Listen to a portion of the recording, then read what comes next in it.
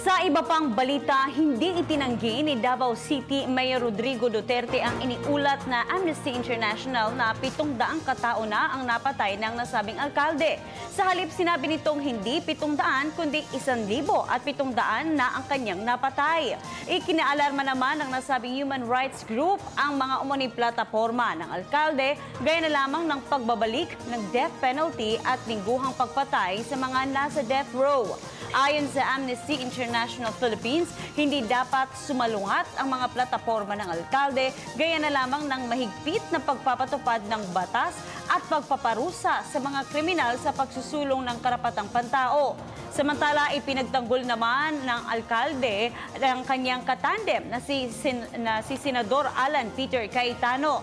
Ani Cayetano, kaayusan at hindi karahasan ang isinusulong ni Duterte. Dagdag pa nito, nakatuon umano ang alkalde sa pagprotekta sa buhay ng mga tao, kalayaan ng mga ito, respeto, hustisya at pagkakapantay-pantay.